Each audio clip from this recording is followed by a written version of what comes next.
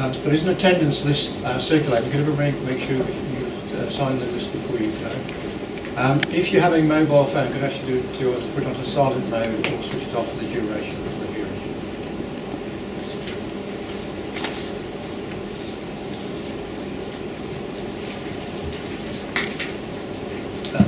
At this point, can I just say Mr. Wren has a procedural matter that she'd just like to query with the council. It's a housekeeping matter, really. I know you weren't present for the SC1 hearings when we looked at all the villages, Mr. Edwards.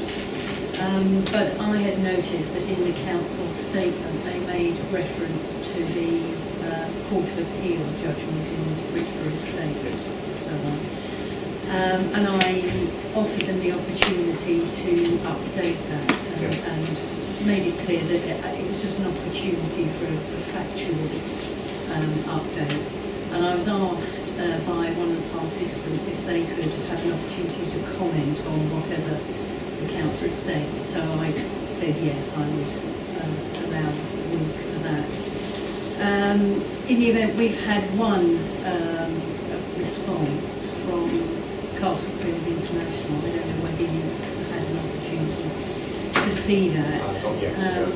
I'm just raising it because they've gone rather beyond commenting on what the council said and have gone into the implications of what they feel the Richborough judgment means for their site of Fulham.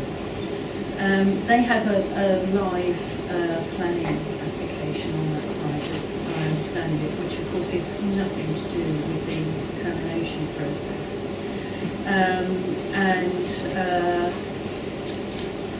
No doubt what is said in here will be a topic for argument or discussion through the development management process, but I'm not persuaded that it's particularly relevant for the examination. But in fairness, I should give you the opportunity to respond if you wish to do so. My inclination is just to file this rather than start a protracted chain of correspondence, but let me know when you've had a chance to have a look at it, whether you feel that you must respond at this stage. Yes, I'm a little undecided on that at the moment, but I'll certainly make points of looking at it over the next few days and we can revert to you through the programme officer by the end of the week or early next week. That would be fine, thank you. Okay, does everyone have access to the matters and issues agenda for today? In accordance with the published hearing programme, today we will be considering the issues related to matter 11, which is joint omission sites. I will aim to have a short break mid-morning, and I will now ask those who are participating in the discussion to briefly introduce themselves. Good morning, sir. I'm Neil King, Queen's Counsel. I have with me John Adams of Deloitte, Mike Axon of Vectos, and Richard Burton of Terence O'Rourke, in that order along this table. And I'm hoping, with your permission, to ask them to say a few words and to participate in the discussion. There are others sitting behind me who I can introduce if you wish, but they're not going to be speaking. Thank you very much. So, I've done as QC. We all know that. Caroline Hunt, Policy Manager of South Cambs District Council. I have with me David Roberts, District Planning Policy Officer, Charles Crawford from LPA Design, and behind us comes the table as may be necessary, Jonathan Dixon from the Planning Policy team, Stephen Miles from the City Council, Andrew Winter from our Local Community team, South Cambridgeshire, and Louis Mason from the Highway Authority, just as may be necessary for you today. Yeah, I think we're going to need to speak up because we don't have any microphones. There's a sort of noise from the aircon as well, which you're having to compete with. I don't suppose we can do anything about that, can we? No, because we'll probably expire. Fire if we switch it off. Yes. So So, yeah, we'll just have to try and remember to speak up. If participants wish to contribute to the discussion at a particular point, if you upend your nameplate, that will help them to come in. Before we turn to the matters and issues, Mr. King, I understand that we have this request for you to submit further information. Could you just explain to us why we need that? That thing matters have rather moved on since you last were updated with what was going on. Well, very briefly, the council included in its submission document for this hearing session a letter that Mr. Stephen Kelly had written to the planning applicants in relation to the two planning applications that had been made by my clients. One in relation to the objection site, essentially, and one in relation to the Abbey Stadium in Cambridge. And it raised a number of issues about the application and concerns that the council had with it. We felt that was new material that shouldn't have been submitted and really wasn't necessary for you to have in order to hear and as it were, determine this objection. But we felt that if you were going to accept it, we ought to be able to have the opportunity to submit the response that Deloitte, on behalf of my clients, had prepared and sent to the planning authority, I think in February, wasn't it? 23rd of February, I think, or something anyway, along with some of the appendices that accompanied that document. And so I was going to ask you this morning either to rule that the council should not submit that document, but if they did, that we should be allowed to submit the additional material. However, Mr. Edwards and I have had a word this morning, and Mr. Edwards, no doubt, will speak to the council in a moment, because I understand that he's kindly told me that the council, although it doesn't feel it can withdraw the document because it's already in the public domain, that is in the context of this examination, and obviously there are difficulties with that, which I recognise, that the council are going to say that they don't wish to rely on that document in the light of the withdrawal of the two planning applications which took place on the 27th of June, a week or so ago, which followed a number of, I think, productive discussions between Mr. Kelly and others on the council side and between and representatives of my clients. In view of that is that the council are not asking you, indeed perhaps more positively, are asking you not to have regard to that letter in your consideration of this objection, then we're not going to pursue it any further. We don't think that you need the additional material from us. We're happy to deal with the points that we want to make today orally to you, and the matter, as far as we're concerned, can be left to rest there, and we're very grateful to the council administrators for the position that they've taken. Thank you. So that very fairly summarises the discussion I had with Mr. King this morning on the council's position. The letter of the 23rd of November was written specifically in the context of a series of planning applications that have now been withdrawn, as you're aware. We don't feel procedurally it is appropriate to withdraw that letter. It is in the public domain. However, as Mr. King indicated, given the context in which that letter was written and subsequent events, the council will not rely on the substance of that letter to resist the initial site that was being given to you. If that represents a satisfactory way for you to do so, it's correct to proceed, then that will not be able to use to make a ruling on the application for either the exclusion of that letter or the admissibility of the case.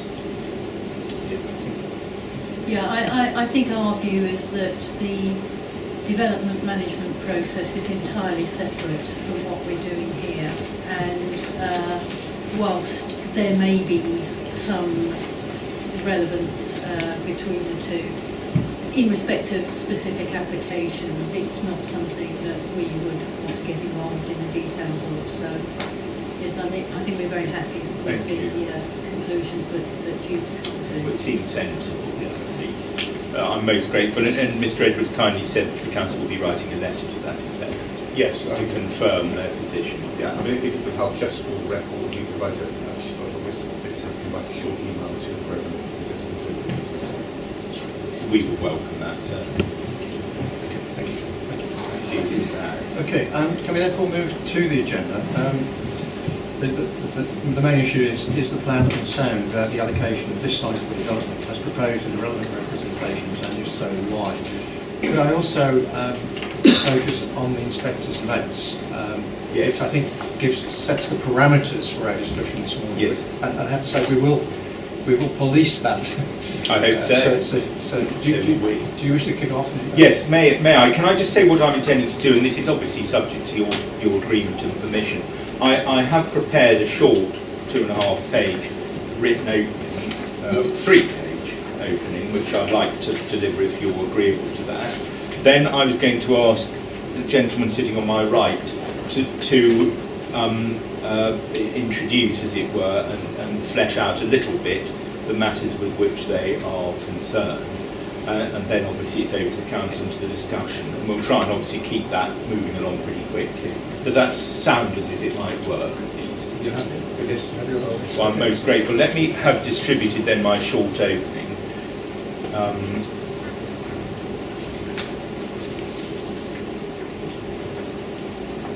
Thank you very much. If you can have a couple of minutes to read this, Do you want? You're going to read it. I was going to read it with your agreement. It should only take about 6-7 minutes. Is there a copy of this that can be left on the programme officer's table, please? We can leave one of ours. Thank you. We can get some more copies made. I'm grateful for that. The objector asked the objection site. I've referred to some plans which Mr. Adams will deal with shortly. Is allocated in the local plans either for housing and sports facilities or housing only. 15 hectares of land are proposed for allocation for housing with a capacity of up to about 600 dwellings, including 40% affordable. The land would be removed from the green belt on the basis that exceptional circumstances exist to justify the release.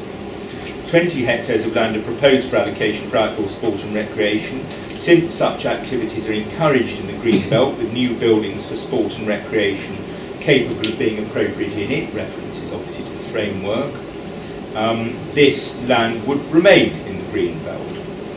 The allocations we submit are necessary to make the plans sound because the plans do not currently adequately address the need for housing and for new facilities for sport and recreation. The allocations would furthermore enable development to take place in a sustainable location and without, we say, significant harm to the green belt. A number of matters that are relevant to this omission sites hearing have already been covered at other examination sessions and in representations already made by the objector, and you'll have seen that Appendix 2 to the objector's hearing statement identifies comprehensively those other matters and the documents that the objector has submitted that relate to these. These include in particular need for more housing land, greenbelt issues, sustainability and provision for meeting sporting and recreational needs. In July 2016, the objector, in the form of Trumpington Meadows Land Company, submitted the 2 planning applications, to which I've already referred, one for the development of the objection site for housing and sporting and recreational purposes, and the other for the redevelopment and improvement of Abbey Stadium, the home of Cambridge United Football Club.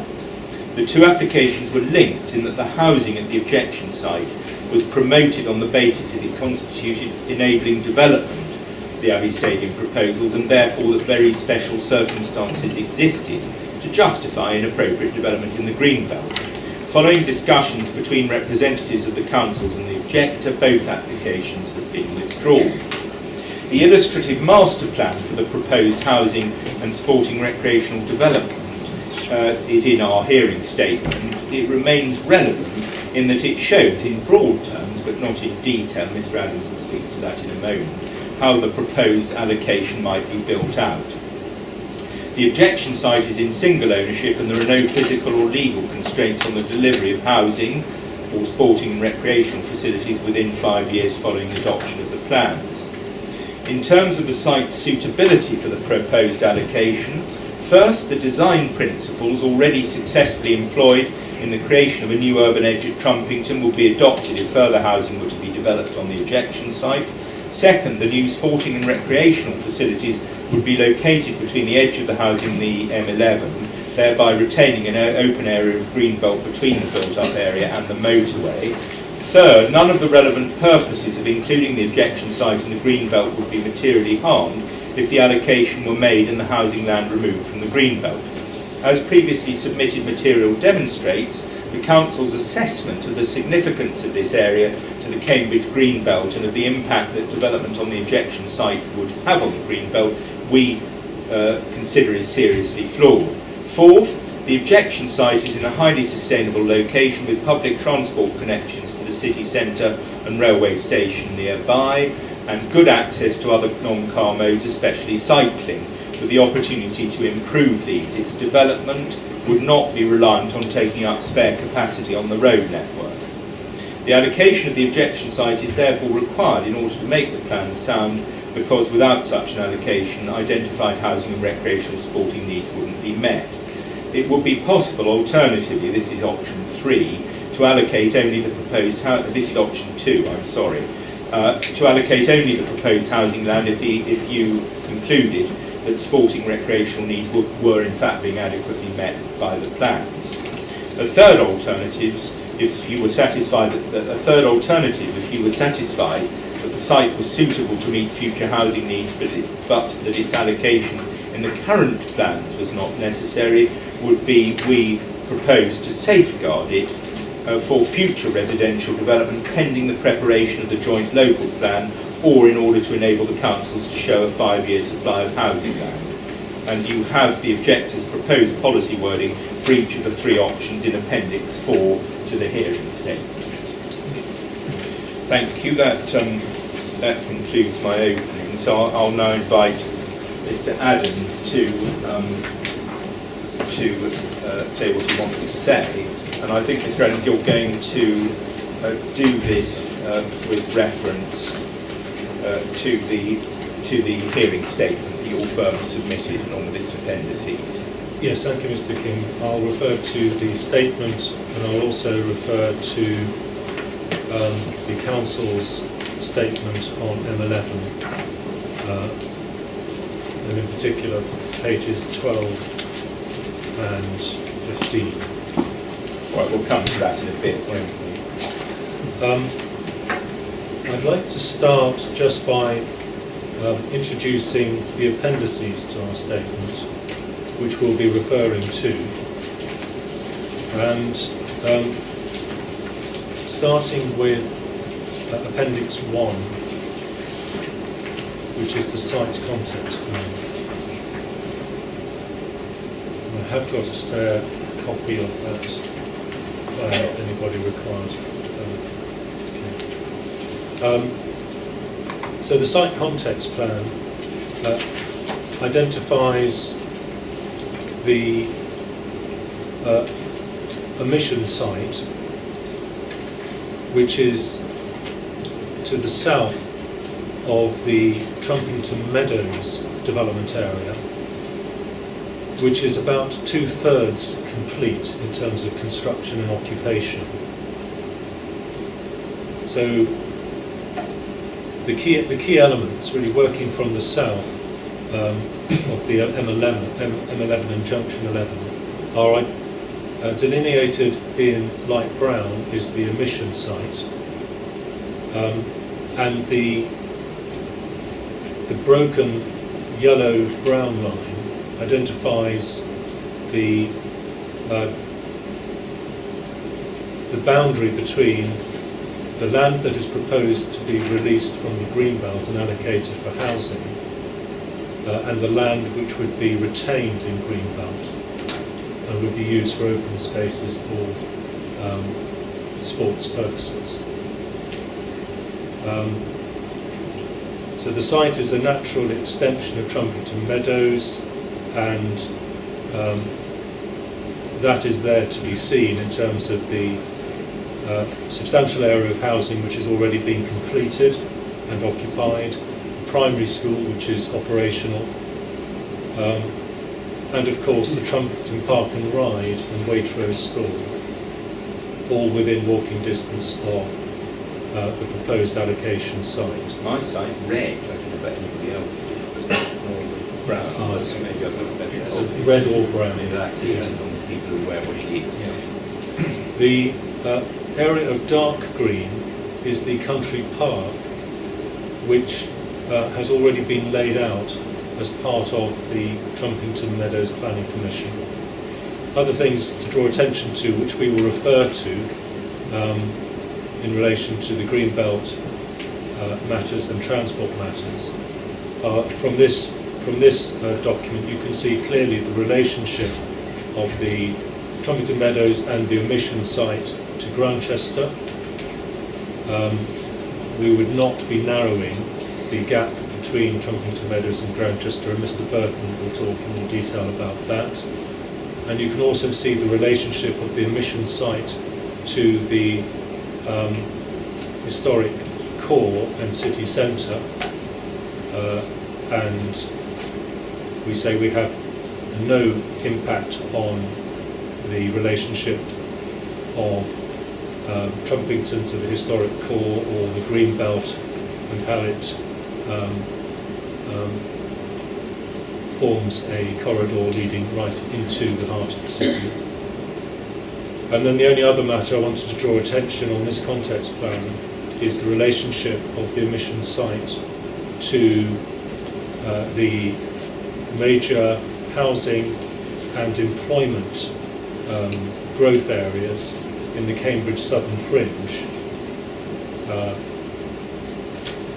And we'll talk more about the significance of the proximity and strong connections between the omission site and the Adam Brooks Hospital and biomedical area and housing development that has already been delivered in the Southern Fringe. And this area of photograph is a bit old now, and there's a huge amount happened, hasn't it? Yes, so since this area was taken, more of Trumpington Meadows has been completed, but a significantly greater area of housing development and the biomedical park, including the construction of the new Papworth Hospital campus and the construction of the AstraZeneca European Research Headquarters campus is also now well advanced. So I'll ask Mr. Axon to talk about the significance of the proper relationship of the emission site to that growth area from a sustainable transport point of view. Just moving on, Appendix 2, as Mr. King referred to in his opening, is a detailed summary of all of the representations that our clients have submitted at the various stages of the local plans, including the joint hearings, covering the spatial vision, housing need, green belt transport, housing trajectory and green belt review methodology, and sports provision. I'm not going to address those matters at all, because I think a matter of record. It's a matter of record. Yeah. Then moving on into Appendix 3. Appendix 3 is the plan which was submitted with our clients' objections, showing the area of land which it is proposed, which we request is allocated for housing, which is the area bounded in blue and hatched blue. And that area is 15 hectares. And that includes the sort of horizontally hatched bit, which is in City Council's area, doesn't it? You're talking about the whole of that top area. On the east corner of the site, you can see the boundary between the City Council and the District Council. So the site of the proposed allocation is in blue. The area which would be continue to be in the green belt and which would be used for either sport or open space, or indeed remain as agriculture, is cross-hatched and bounded by the green. and is all in the ownership of our client. We'll just pick up on the key. Yes, in terms of the key just identifies the proposed uses within the allocation. If what this plan was submitted with the representation some time ago, so just to bring a couple of things up to date.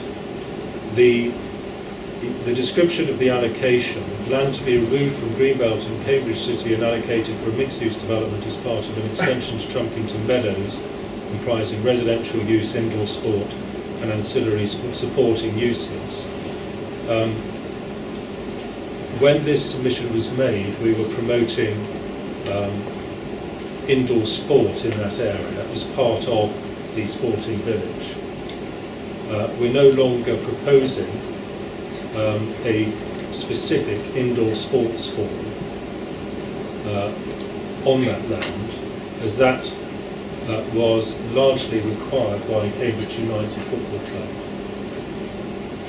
So, as I'll come to when I take you through the policy options, we're not seeking an allocation that includes indoor sport.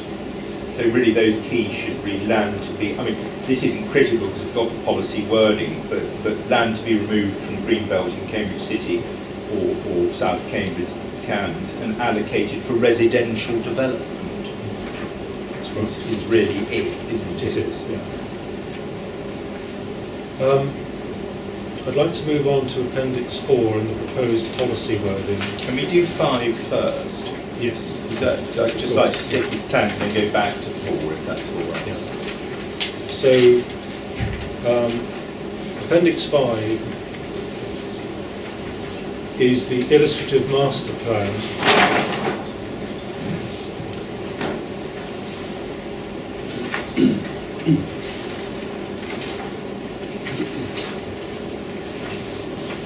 Carry on. Restricted for space. I know, I can see that. Yeah, Appendix 5. go on. So Appendix 5 is the illustrative master plan for that accompanied the application to Planning Commission for the sporting village that is now being withdrawn. But it does show the broad principles of the sort of development that might come forward under our policy option 1, which is for housing and sports uses. I think the principles are really quite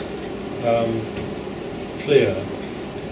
The housing is a natural extension of the approved Trumpington Meadows housing area,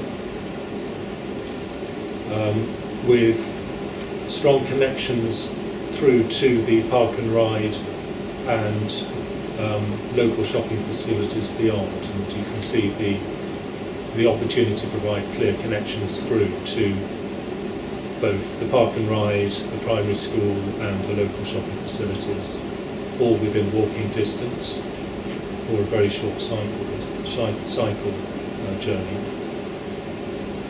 You can see in the middle of the housing area the larger building, which was the indoor sports building that was required by Cambridge United Football Club. And that is the building that was very specific to the application for planning permission. And in the allocation, we are seeking an allocation for residential across the whole of the omission site area. So that particular element was very specific to the Cambridge Sporting Village planning application. And then to the south, we have the land that would remain within the green belt, and here it is laid out for a number of 3G football, rugby and hockey pitches, which are the you can see clearly the sports pitches to the south of the housing area, between the motorway and the proposed housing area. And then in the eastern half, the northwestern sector is laid out for off-road cycle circuits and related facilities, and also informal open space related to the residential. So that is an illustration of one potential option for the site. And I'll come back to describing the policy options. Now, are you done with 5? Let's get back to 4 then. Okay. So just to go back to in the appendix to the policy options.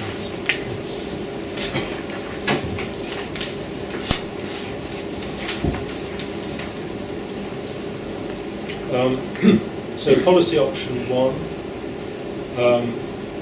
is for housing on the land to be excluded from the green belt, for sport and recreation on the land that remains in the green belt.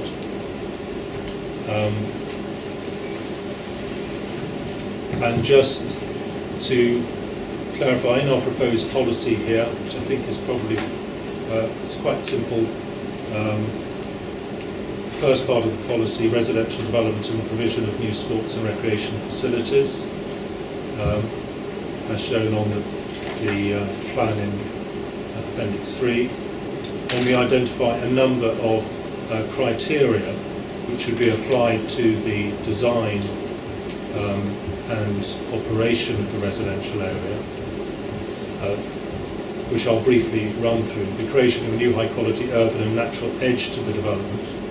So the existing Trumpington Meadows Planning Commission incorporates a high-quality natural edge to the development, and the proposal is that we would reinstate that edge, albeit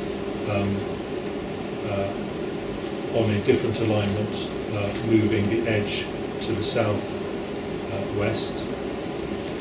The development of a high design quality and character with the development of Trumpington Meadows.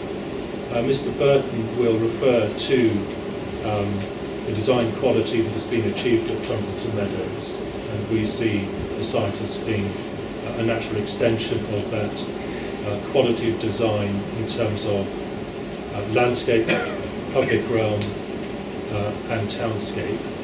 And the Trumpington Meadows scheme has achieved a number of commendations for its design.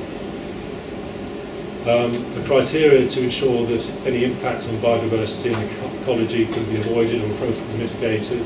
The work that has been undertaken to date in relation to the application has not identified any issues relating to ecology on the emission site, and the proposed landscaping within the green belt and indeed within the development area will provide an opportunity to enhance biodiversity and ecology.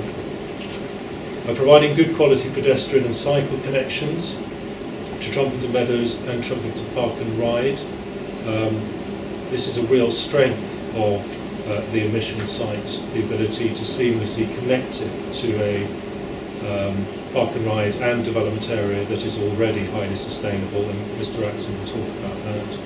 Sustainable drainage measures, according to any archaeological matters. Again, studies to date have not identified any issues that cannot be mitigated relating to drainage or archaeology. The provision of appropriate package of transport measures, which Mr. Axon will talk to, and contributions being provided towards community facilities, services and education, which I will pick up in relation to the comments made in the council statement. So all of those criteria relate to the proposed housing area, and then the final paragraph relates to the remaining land which would be within the green belt identified for sports and recreation. And there's reference there to the creation of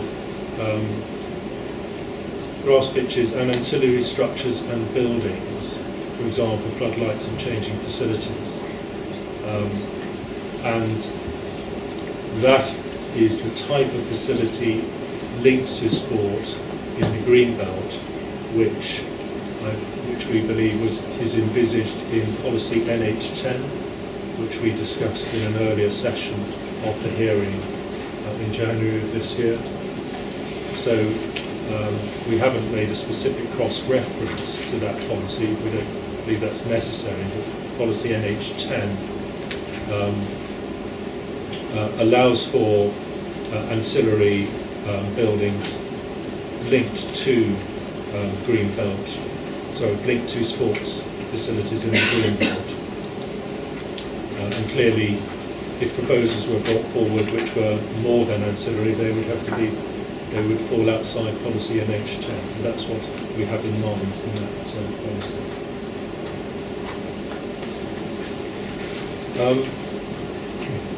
Policy NH10 really just reflects, I think it's been agreed between you and the council, the working policy. It reflects the policy in the framework. Appropriate facilities for sport and outdoor recreation will be permitted where they will not harm the openness of the green belt and the purposes including land within it. So that would apply to these facilities. Okay. Option 2. So option 2, in this option, the land that remains as green belt would remain unallocated. So if it was concluded that there is not an unmet need for sports facilities that should be accommodated at Trumpington, then policy option 2, which we're inviting you to consider, would be for housing with the land remaining as green belt unallocated. However, some of the land would be required for open space relating to the housing and to help form the natural edge of the development area.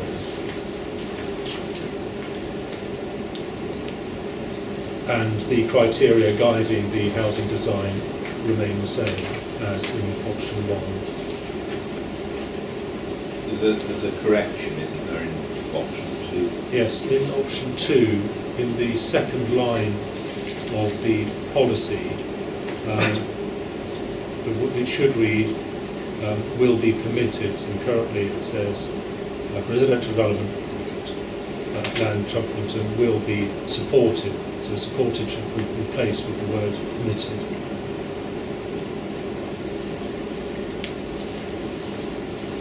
Thank you. Option 3. And then finally, policy option 3.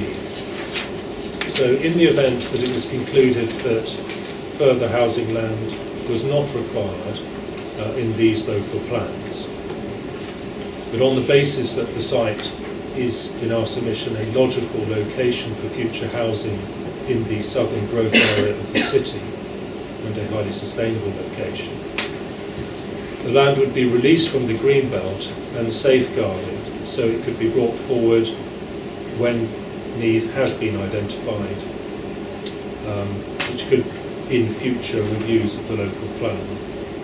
And the reference there to that mechanism is paragraph 85, bullet point 3 of the framework.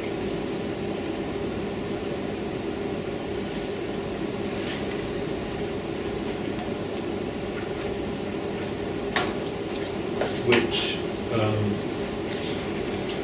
says that when defining boundaries, local planning authorities should, and there's a total of 6 criteria. The third criteria is when necessary, identifying their plans areas of safeguarded land between the urban area and the green belt in order to meet longer term development needs stretching well beyond the planned period. So we think that is that is our third option. There's a couple of other very small points to note, perhaps on Appendix 4. Just to note that the last, under option 3, the last criterion, contributions being provided, hasn't got a bullet point next to it, which it should have, because all the criteria are the same under each policy option as they relate to the housing land, aren't they? That's a very small point. I think there's nothing else on Nothing else on the appendices. Okay. Just to go back to the the hearing statement, just to note what's in it. I'm certainly not going to ask it to refabricate the script, obviously. Section 2 refers to the planning application. Section 3 deals with the options for site allocation, which you've just really told us about. What would the allocation achieve? Meet housing needs, meet sporting needs. Matters already addressed at the examination, as I understand it. Impacts of allocation, green belt, openness and purposes. Well, I'm going to ask Mr. Burton to say a little bit about those in a moment. So, if you want to say something, do, but otherwise we'll leave it to him. I don't want to duplicate what Mr. All right. Burton. Then there's a section headed feasibility delivery, and again, to some extent, these are matters that I'm going to ask Mr. Axon to do in just a moment. So unless there's anything you want to draw attention to in the text there, I'm going to invite Just you to... briefly, Yes, please. just on feasibility and delivery, just very briefly, the site is in one ownership.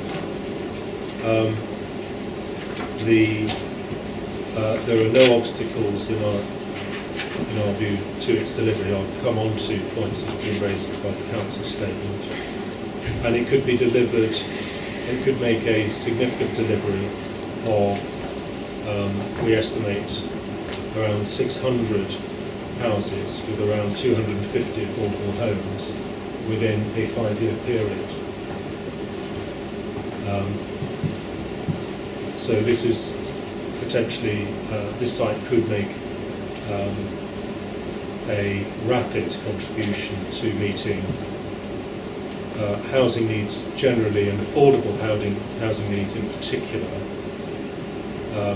in a location which already has the majority of infrastructure required to support the sustainable development of housing on the site, and in a location where there is the most rapid growth of employment within the city region. That growth, the actual growth in employment over the next 2 to 3 years, as the biomedical campus and hospital is completed, will be extremely rapid. Several thousand people are moving to the biomedical campus. So we think the ability of the omission site to be delivered, to be in place to meet that need alongside the other housing developments which are being completed, such as Carpen Meadows, is a material consideration which will weigh in favour of the allocation of the site.